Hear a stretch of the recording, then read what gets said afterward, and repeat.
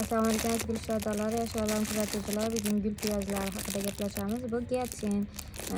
Buni 8 xil rangi bor. Oqi, pushtisi, fioletvisi, qizili, sarig'i, havo rangi, keyin sabzi rangi hozircha bor. Bemalol zakaz qilgan bo'ladi. Narxi 18 mingdan zakaz yig'ilyapti. Mana piyozlari. Hozir bemalol ekorasizlar. Tuvayda o'stirsalar bo'laveradi. Don sharoitda tuvakka ekib o'stirsalar bo'ladi. Bu bir dona chiroyli gul ochadi. Gulini hidi bo'ladi. Shuni giatsin juda chiroyli gul. O'sha boshoqqa o'xshab ochiladi. Bunday gulchalar to'plami hisoblanadi. Ko'pchiligiga bilsa kerak. Keyin lola piyozlari. Lolani juda ko'p. Har xil sorti bor. Bularda o'zi razmeriga qarab turib, lolarni piyozlarning narxi har xil bo'ladi. Buning razmeri adashmasam 13-15 ga esimda yo'q. Ular katta razmerligi, buni kichkina razmerligi bo'ladi. Keyin mishnisi bo'ladi. O'zimizdagi o'sha ko'paytirishgan. Bular hammasi ozmandigilar Gollandiyadan keltirilgan. Hammasi Gollandiyaning o'sha sultonlari. Lolalarda ham narxi sortiga qarab, bittasi papugay lola bor, oddiy lola bor, pahroviy lolalar bor. Sortiga qarab har xili bor. Kimga kerak bo'lsa bemalol zakaz qilsalar bo'ladi. Buni ham narxi har xil. Telegramda yozsalaring tashlab beraman. Hop, keyin animoni degan piyozlarimiz bor. 10 mingdan. Piyoz emas-ku bu haligi. Piyozga o'xshagan narsa mana bunaqa.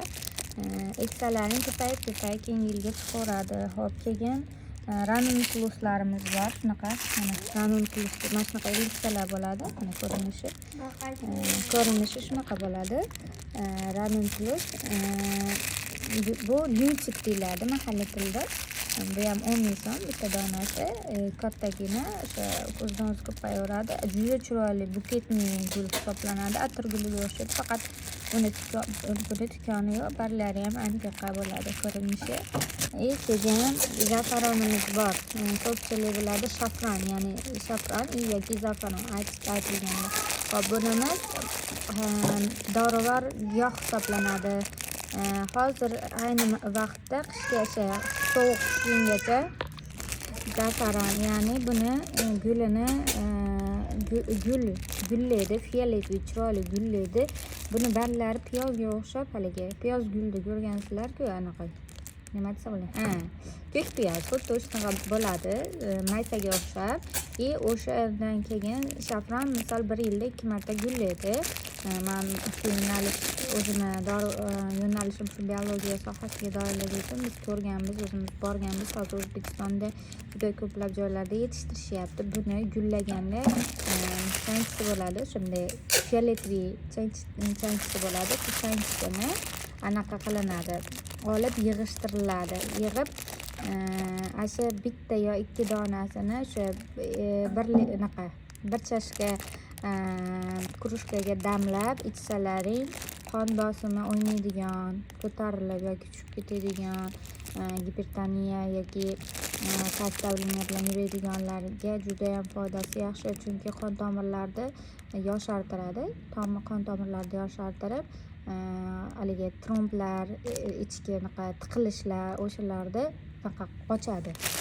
Misol mana qon tomiri mana shunday narsa bo'lsa, bunda yosh katta bo'lgan sari kunlik hayot, tashvish, stresslar, har xil holatlarda qon tomirlariga har xil narsalar o'sha yig'ilib tromblar mana shunday bo'lib qisqaraveradi.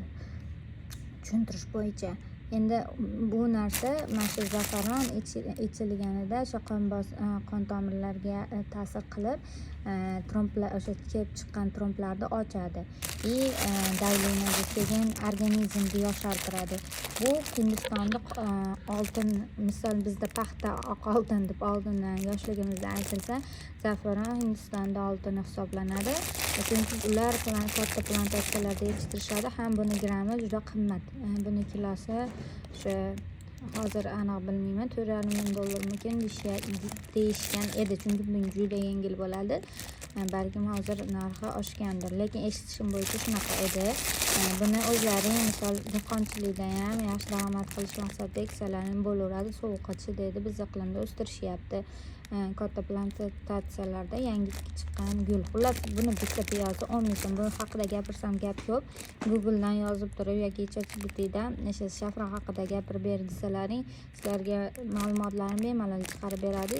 Bemalol o'qib ishlatsalang bo'ladi. Kimga kerak bo'lsa bor. Mana 10 ming so'mdan bitta piyozni. Bu ko'payib har yili ko'payaveradi.